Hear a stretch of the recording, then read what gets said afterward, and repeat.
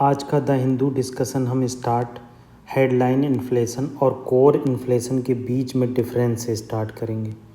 आज देखेंगे कि हम कोर इन्फ्लेशन और हेडलाइन इन्फ्लेशन के बीच में क्या डिफरेंस होता है। फर्स्ट ऑफ ऑल आप एक बात जान लीजिए, हेडलाइन इन्फ्लेशन जो है वो टोटल इन्फ्लेशन दिखाता है किसी भी इकॉनमी में। आप जैसा कि जानते हैं, डे टू डे हमारी इकॉनमी में बहुत सारी एक्टिविटीज़ होती हैं और ये एक्टिविटीज़ में फूड वगैरह भी इंक्लूड होते हैं। फूड होते हैं और फ्यूल होता है, तो ये इन फूड और फ्यूल के प्राइस में बहुत ज़्यादा वोलाटिलिटी होती है। तो ये वोलेटिलिटी जो है हेडलाइन इन्फ्लेशन में इंक्लूड होती है, इसीलिए इसे टोटल इन्फ्लेशन ऑफ इकॉनमी कहा जाता है। जबकि आप कोर इन्फ्लेशन देखेंगे तो कोर इन्फ्लेशन में जो फूड और एनर्जी के प्राइसेस होते हैं उसको रिड्यूस कर दिया जाता है, उसको मिनिमाइज़ कर दिया जाता है। मतलब हेडलाइन इन्फ्लेशन में से अगर हम वोलेटाइल जो कमोडिटीज़ हैं उनको अगर माइनस कर दें तो कोर इन्फ्लेशन आ जाएगी। आप एक चीज़ जान लीजिए, किसी भी कंट्री की कोर इन्फ्लेशन बहुत ज़्यादा इम्पॉर्टेंट होती है। इसका इम्पॉर्टेंट होने के पीछे ये रीज़न होता है क्योंकि आरबीआई और जो गवर्नमेंट है बहुत सारी फिस्कल पॉलिसी इसी के ऊपर डिपेंड करती हैं, क्योंकि डे टू डे जो वोलेटिलिटी होती है किसी इकॉनमी में वो इंक्लूड नहीं की जाती है। ठीक है, तो एक्चुअली यहाँ पर कहा गया है जो परसेंटेज चेंज है होलसेल प्राइस इंडेक्स में, उसके आधार पर हम ईयर ऑन ईयर इंडिकेट करते हैं हेडलाइन इन्फ्लेशन क्या कैसे वर्क करेगी। मगर कई जगह आप देखेंगे, मैंने गवर्नमेंट की वेबसाइट पर देखा है, इसमें सीपीआई को लिया जाता है। तो यहाँ पर डब्ल्यूपीआई और सीपीआई में कन्फ्यूज़न है कि कौन से इंडिकेटर को कंपेयर करने के लिए लिया जाता है। आप देखिए, WPI is used as a measure और इंडिकेट हेडलाइन इन्फ्लेशन, और इसके आगे लिखा है कि bulk sale of commodity in the first stage of distribution. मतलब जो फर्स्ट स्टेज में बल्क सेल जो क्या कहते हैं सेल होती है, डिस्ट्रीब्यूशन होती है, तो उसमें डब्ल्यूपीआई का होता है बल्क में। मतलब कोई भी चीज़ बहुत ज़्यादा बल्क में आती, कोई मान लो मंडी में टमाटर आए, बहुत ज़्यादा बल्क में आए, फर्स्ट टाइम आए, तो फर्स्ट स्टेज पर जो डिस्ट्रीब्यूशन होता है उसको कह रहे हैं यहाँ पर लिया जाता है। मगर मैं आपको एक बार फिर से बता देना चाहता हूँ, मैंने कई गवर्नमेंट की साइट्स पर देखा है, कई जगह पर सीपीआई का यूज़ हुआ है, तो यहाँ पर डब्ल्यूपीआई और सीपीआई का कन्फ्यूज़न है। अब आप हम देख लेते हैं कोर इन्फ्लेशन में क्या होता है। Core inflation, no exclusion measure of core inflation in India. ठीक है, मतलब कोई भी किसी से कंपेयर नहीं किया जाता है, बस क्या करता है कि आरबीआई प्रीफर करता है नॉन फूड मैन्युफैक्चरिंग इन्फ्लेशन को टू मेजर इन्फ्लेशन। ठीक है, मतलब कोर इन्फ्लेशन में आरबीआई क्या करता है, नॉन फूड मैन्युफैक्चरिंग चीज़ों को यूज़ करता है। जैसे नॉन फूड मैन्युफैक्चरिंग चीज़ में एनर्जी भी इन्होंने इंक्लूड किया। आप यहाँ पर फूड और एनर्जी को मत भूलना, जब कोर इन्फ्लेशन कैलकुलेट होती है तो उसमें फूड और एनर्जी को एक्सक्लूड कर दिया जाता है। ठीक है, आगे देखते हैं इसकी इम्पोर्टेंस क्या है। अब ये इम्पोर्टेंस क्या है, इसमें शॉर्ट टर्म जो इम्पैक्ट होता है इकॉनमी में उसको मेज़र किया जाता है, जबकि कोर इन्फ्लेशन में लॉन्ग टर्म इम्पैक्ट को मेज़र किया जाता है। ठीक है, हम यहाँ पर देख सकते हैं impact of inflation on production of goods and services. मतलब गुड्स और सर्विसेज के प्रोडक्शन पर क्या इम्पैक्ट पड़ेगा, वो सब चीज़ें हम कोर इन्फ्लेशन से देखते हैं। मगर मैंने आपको जैसे बताई है, कोई भी कंट्री की मॉनेटरी पॉलिसी और बहुत सारी फिस्कल पॉलिसी, वो उसका पता हमें कोर इन्फ्लेशन से चलता है। ठीक है, तो कोर इन्फ्लेशन जो है बहुत ज़्यादा इम्पॉर्टेंट है लॉन्ग टर्म इम्पैक्ट के लिए, जबकि हेडलाइन इन्फ्लेशन का हम शॉर्ट टर्म इम्पैक्ट के लिए यूज़ करते हैं। ठीक है, ये इम्पैक्ट देख लिया हमने उसका। पॉलिसी अब यूज़फुल है ये medium term to long term monetary policy formulation के लिए, और ये short term monetary policy formulation के लिए। ठीक है, तो यहाँ पर हमने कोर इन्फ्लेशन और हेडलाइन इन्फ्लेशन के बीच में डिफरेंस देखा। मेन डिफरेंस जो है वो इसकी डेफिनीशन में ही है। आप इतनी चीज़ तो ज़रूर याद रखिएगा कि डेफिनीशन में कोर इन्फ्लेशन में फूड और एनर्जी प्रोडक्ट नहीं यूज़ होते हैं, जबकि आप हेडलाइन इन्फ्लेशन में देखेंगे तो जो फूड और एनर्जी प्रोडक्ट यूज़ होते हैं। हेडलाइन इन्फ्लेशन जो होती है वो शॉर्ट टर्म इम्पैक्ट दिखाती है, जबकि core inflation long term impact दिखाती है। तो ये चीज़ यहाँ पर बताई गई। नेक्स्ट आर्टिकल जो है वो फुकुशिमा न्यूक्लियर पावर प्लांट से रिलेटेड है। फुकुशिमा न्यूक्लियर पावर प्लांट से रिलेटेड ये आर्टिकल इसलिए आया है क्योंकि रिसेंटली जापान ने डिसाइडेड किया है, जो बहुत ज़्यादा क्या कहते हैं पानी 500 ओलंपिक स्विमिंग पूल, आप यहाँ देखिए more than 500 Olympic swimming pools worth of water जो उसमें अटका हुआ है उसको ये पैसिफिक ओशियन में रिलीज़ करने को कह रहे हैं। आप एक चीज़ यहाँ देख लीजिए, first of all Fukushima crisis है क्या, देखिए Fukushima Daiichi nuclear power plant, Fukushima Daiichi nuclear power plant जो था ये मैसिव अर्थक्वेक आया था 2011 में जिसमें अप्रॉक्स 18,000 लोग मरे थे। तो यहाँ पर ये स्टक हो गया था और यहाँ पर स्टक होने की वजह से बहुत सारा रेडिएशन रिलीज़ हुआ था। इस रेडिएशन को मिनिमाइज करने के लिए, इसको ख़त्म करने के लिए अभी तक Fukushima Daiichi nuclear power station को बंद करके रखा गया था, उसका पानी जैसा था ज्यों के त्यों छोड़ दिया गया था। मगर रिसेंटली 2023 की ये रिपोर्ट है कि जापान ने कहा है कि हम इसको धीरे धीरे पैसिफिक ओशियन में रिलीज़ करेंगे। तो इससे चाइना और अदर कंट्री ने बहुत सारे जापानीज़ प्रोडक्ट पर बैन लगा दिया। आप ये देखो यहाँ आप देख सकते हैं चाइना ने क्या किया है, हाल्ट कर दिया है जापानीज़ फूड शिपमेंट को, ठीक है, बहुत सारे जापानीज़ फूड शिपमेंट को हाल्ट कर दिया है, मरीन प्रोडक्ट को हाल्ट कर दिया है इसके कॉन्गो के द्वारा, हांगकांग के द्वारा, मकाओ के द्वारा। तो यहाँ पर ये चीज़ देखने की, मगर इम्पॉर्टेंट चीज़ ये है कि फुकुशिमा क्राइसिस क्या था और इसके पीछे रीज़न क्या था, ठीक है, ये चीज़ यहाँ पर बहुत ज़्यादा इम्पॉर्टेंट है। तो 2011 में ये फुकुशिमा क्राइसिस हुआ था सुनामी के कारण और अर्थक्वेक के कारण, बहुत ज़्यादा यहाँ पर वाटर सबमर्ज हो गया। तो उस वाटर को अभी तक रिलीज़ नहीं किया गया है और उसको अब रिलीज़ करने के पीछे कंट्रोवर्सी हो रही। कंट्रोवर्सी होने का रीज़न है रेडियो एक्टिव रिएक्टर। क्या करते हैं, रेडियो एक्टिव रिएक्टर जो होता है इसकी रेडिएशन ग्राउंड वाटर में मिक्स हो जाती है और धीरे धीरे ओशियन में जाती रहती। इससे हमारी ह्यूमन हेल्थ को बहुत ज़्यादा फ़र्क पड़ सकता है क्योंकि हम बहुत सारे प्रोडक्ट जो सी प्रोड्यूस करता है उसको यूज़ करते हैं। तो ये थी बात। यहाँ पर जापान की हम लोकेशन देख लेते हैं in comparison to equator, tropic of cancer and tropic of capricorn. तो आप देखेंगे ट्रॉपिक ऑफ कैंसर से जापान की लोकेशन काफ़ी ऊंचाई पर है। तो इससे एक अंदाज़ा हमें यहाँ से लग गया कि कभी भी अगर जापान के बारे में पूछेगा तो हमें हमेशा याद रहेगा 23.5 डिग्री नॉर्थ से काफ़ी ऊंचाई पर जापान है। दूसरी चीज़ हम देखेंगे जापान में कितने प्रोविंस हैं। तो यहाँ पर देख सकते हैं जापान में 4 प्रोविंस हैं, होकाइडो, हुन्सू, शिकोकू और क्यूशू। ये 4 प्रोविंस हैं। जापान का बॉर्डर देखो सी ऑफ ओख्तोस से मिलता है, ऊपर रसिया है जापान के, नीचे फिलीपींस है और वेस्ट में इसके साउथ कोरिया और नॉर्थ कोरिया है और इसके ईस्ट में पैसिफिक सी है। तो ये चीज़ यहाँ पर आप देख सकते हैं, ठीक है। अगला आर्टिकल सिटीजनशिप से रिलेटेड है। रिसेंटली न्यूज़ आई है कि बहुत सारे लोगों ने सिटीजनशिप को जो है छोड़ दिया है। तो ये चीज़ बहुत ज़्यादा इम्पॉर्टेंट है। ये बहुत पुरानी न्यूज़ है कि लाइव मिनट की, मगर इसको इम्पॉर्टेंस और अभी ये बहुत ज़्यादा चर्चा में है। 2.25 लाख पीपल ने इंडिया की सिटीजनशिप को रिनाउंस कर दिया है 2022 में, ठीक है। 2020 के बाद से ये सबसे ज़्यादा लोगों ने सिटीजनशिप रिनाउंस की है। आपको मैं यहाँ एक बात बता देना चाहता हूँ, कोई भी आर्टिकल हमारे द्वारा छोड़ा नहीं जाएगा। बस ये है कभी कोई आर्टिकल किसी न्यूज़ में जल्दी आ जाता है, किसी न्यूज़ में लेट आता है, तो हम सारे आर्टिकल कवर करेंगे। आप ये मत सोचिए उस चैनल ने ये कवर किया है, हमने ये कवर नहीं किया। हम डे टू डे जो आर्टिकल हमारे छूट जाते हैं या जो आर्टिकल न्यूज़पेपर में लेट आते हैं, प्रीमियम सेक्शन में एक्सप्लेंड होकर आते हैं लाइव मिनट के, तो हम उसको बाद को डिस्कस करेंगे, ठीक है। तो यहाँ पर ये न्यूज़ मतलब ये हमारा कंटेक्स्ट था। तो हम डेटा देख लेते हैं। डेटा क्या कह रहा है कि इस डिकेड में 15 लाख इंडियंस ने अपनी सिटीजनशिप को गिव अप किया है और मैक्सिमम लोग जो है यूएसए में रहना प्रीफर कर रहे हैं, ठीक है।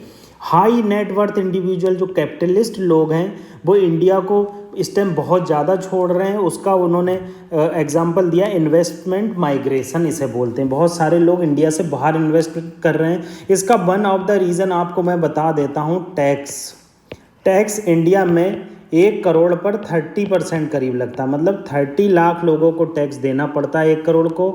पर इसीलिए बहुत सारे इंडियंस और जो कैपिटलिस्ट हैं वो इंडिया को बहुत तेज़ी से छोड़ रहे हैं। मोस्ट प्रीफर डेस्टिनेशन यूएसए है, फिर यूएसए के बाद कनाडा है, देन ऑस्ट्रेलिया है, देन यूके है। ठीक है, ये चीज़ यहाँ पर बताई गई है। आगे देख लेते हैं हम सिटीजनशिप का कॉन्सेप्ट कैसे इमर्ज होता है। देखो सिटीजनशिप की आप पहले डेफिनीशन देख लीजिए। कोई भी अगर आर्टिकल आप पढ़ रहे हैं तो सबसे पहले उसकी डेफिनीशन पे ध्यान दीजिए। जब भी मेंस में क्वेश्चन आएगा तो आप उसकी डेफिनीशन की तरफ देखना, खुद ब खुद माइंड आपका भागेगा। तो इसलिए सबसे पहले आपको सिटीजनशिप से रिलेटेड या कोई भी आर्टिकल है उसकी डेफिनीशन हमको देखना चाहिए। तो डेफिनीशन क्या कहती है, ये लीगल एंड सोशल रिलेशनशिप है between individual and a state. मतलब ये एक रिलेशनशिप है जो लीगलिटी दिखाता है स्टेट और इंडिविजुअल के बीच में। ठीक है, और इसमें इस सिटीजन को फुल मेंबरशिप मिलती है और उसकी एलिजियंस होती है स्टेट के प्रति। ठीक है, दो तरह की सिटीजन्स होते हैं, एलियन सिटीजन और जो मतलब दो तरह के इंडिया में सिटीजन को डिफाइन किया गया है। सिटीजन होते हैं, एक एलियन होते हैं। एलियन जो होते हैं अदर कंट्री वालों को कहा जाता है, और सिटीजन जो इंडिया के निवासी होते हैं उन्हें कहा जाता है। जो हमारे इंडियन सिटीजन होते हैं वो फुल एंजॉय करते हैं ऑल सिविल और पॉलिटिकल राइट को। ठीक है, एक चीज़ यहाँ जानना ज़रूरी है, हमारे कॉन्स्टिट्यूशन में सिटीजनशिप को डिफाइन नहीं किया गया है। ठीक है, ये चीज़ इम्पॉर्टेंट है, should be noted, point should be noted. Indian constitution में सिटीजनशिप को नहीं डिफाइन किया गया है। पार्लियामेंट के बहुत सारे एक्ट से, बहुत सारे चीज़ों से या अदर चीज़ों से, कन्वेंशन से डिफाइन होता है कि सिटीजनशिप कैसे वर्क करती है। ठीक है, अब आगे हम इसको पढ़ लेते हैं। This concept of citizenship created an exclusionary distinction from non citizens.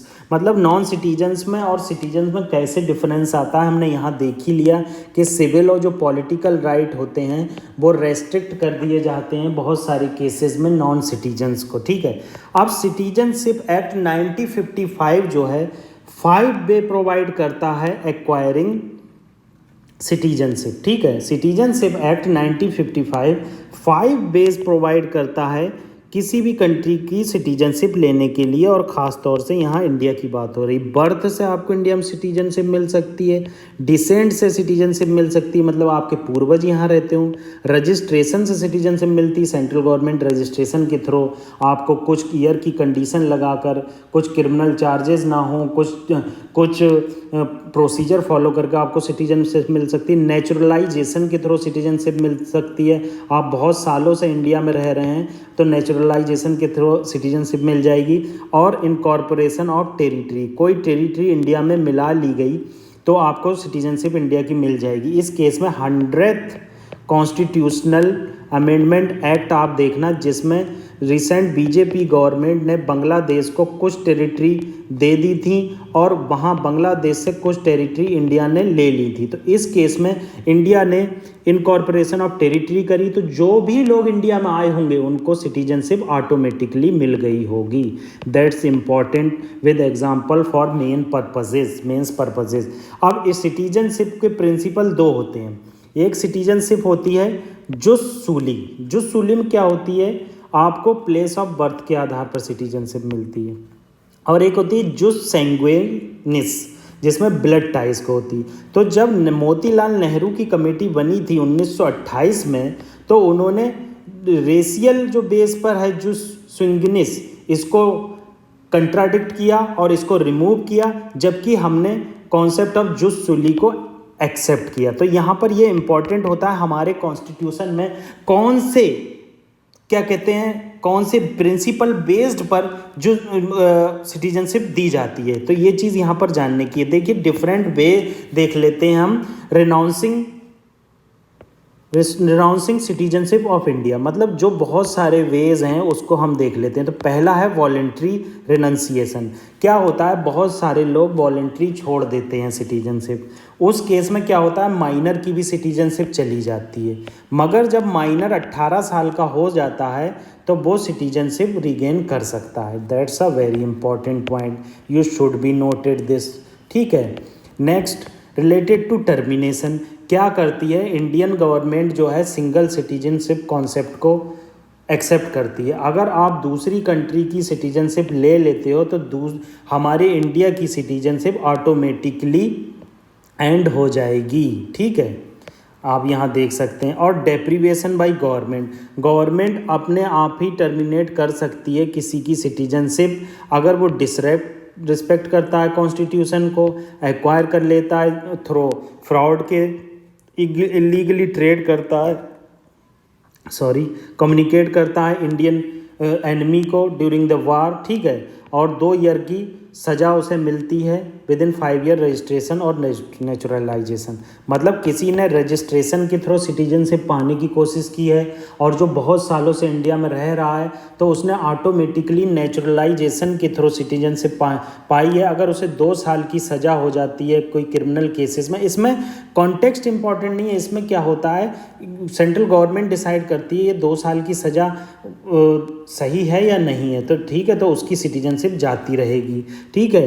Lives outside the India 7 consecutive year, अगर वो लगातार 7 साल तक इंडिया में से बाहर रहता है और इंडिया में आता भी नहीं है और बहुत सारे मतलब डॉक्यूमेंट को प्रिपेयर नहीं करता है, तब भी इंडिया की सिटीजनशिप जाती रहेगी, ठीक है। यहाँ पर ये चीज़ देखने की ज़रूरत है कि नेचुरलाइजेशन के थ्रू इंडिया में कोई इंसान प्रेसिडेंट बन सकता है, जबकि यही चीज़ अमेरिका में आप देखेंगे तो वहाँ पर नेचुरलाइजेशन के थ्रू कोई भी आदमी प्रेसिडेंट नहीं बन सकता। इट्स इम्पॉर्टेंट, ऐसे क्वेश्चन यूपीएससी के द्वारा पूछे जाते हैं, तो आपको ये पता होना चाहिए कि प्रेसिडेंट क्या इंडिया में प्रेसिडेंट बन सकता है नेचुरलाइजेशन के थ्रू, ये हमारे लिए इम्पॉर्टेंट हो जाता है। अब हम कॉन्स्टिट्यूशनल प्रोविज़न देख लेते हैं, सिटीजनशिप के कॉन्स्टिट्यूशनल प्रोविज़न क्या है। सिटीजनशिप जो है वो लिस्टेड है यूनियन लिस्ट में, जो पार्ट 2 जो हमारे इंडियन कॉन्स्टिट्यूशन का है उसमें आर्टिकल 5 से लेकर 11 तक सिटीजनशिप की बात की गई है। इसमें एक्सक्लूसिव जुरिडिक्शन है पार्लियामेंट के पास। आप यहाँ पर एक चीज़ देख लीजिए, जो एनआरसी का कॉन्सेप्ट आया, जो इमर्ज हुआ 1951 के बाद, सेकेंड टाइम 2014 के बाद दोबारा से इमर्ज हुआ, तो ये रीज़न था कि इसकी एक्सक्लूसिव जुरिडिक्शन जो है वो पार्लियामेंट के पास है, ये इम्पॉर्टेंट हो जाता है।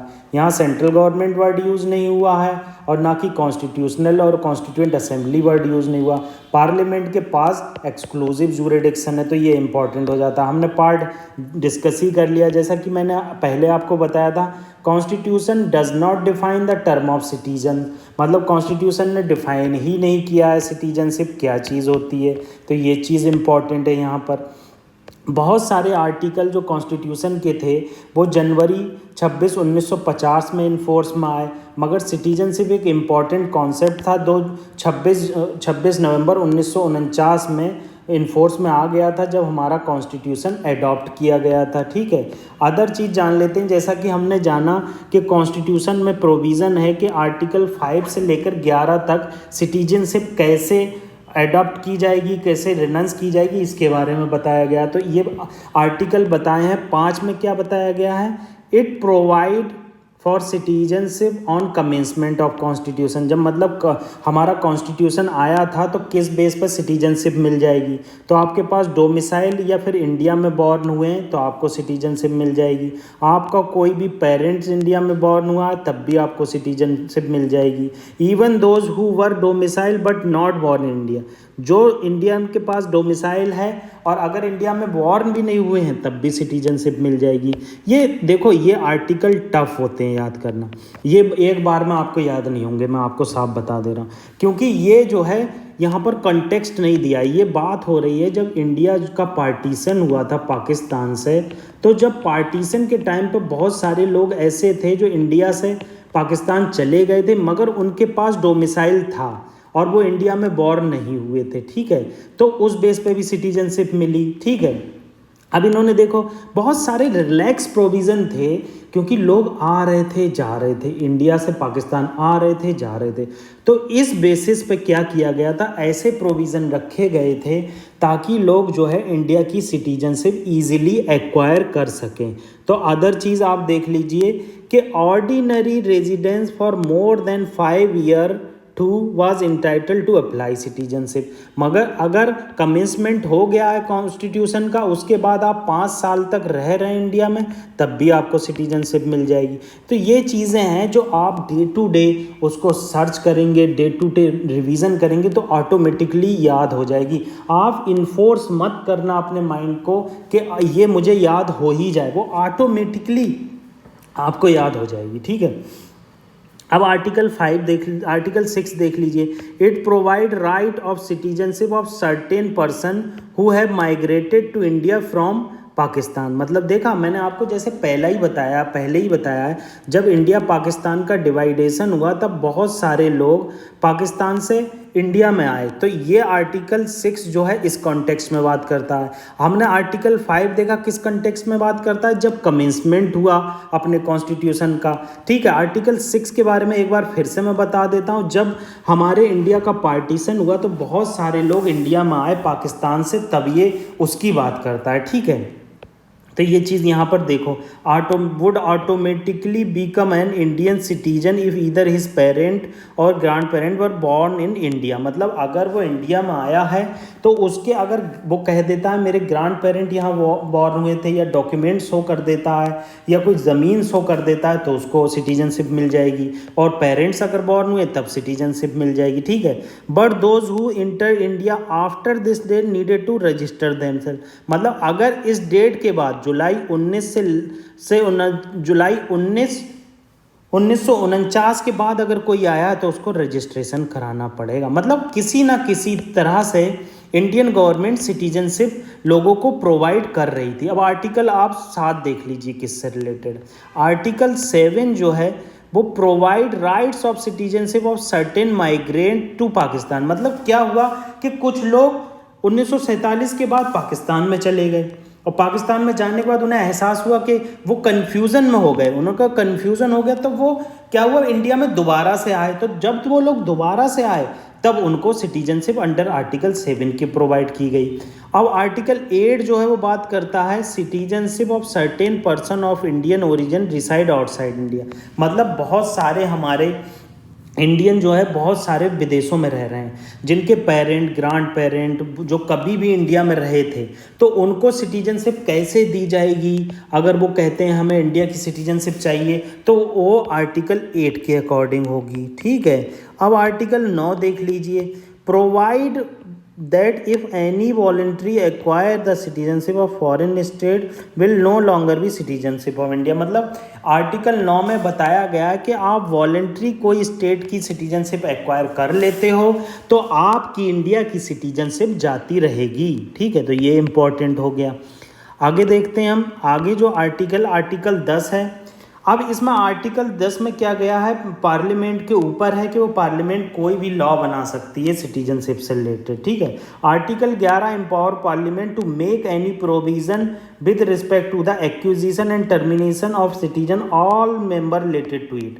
मतलब आर्टिकल 10 और आर्टिकल 11 हमारे लिए इम्पॉर्टेंट है, क्योंकि एनआरसी का आर्टिकल बहुत चर्चा में रहता है, तो इसीलिए आर्टिकल 10 और 11 को आपको ध्यान से पढ़ना है।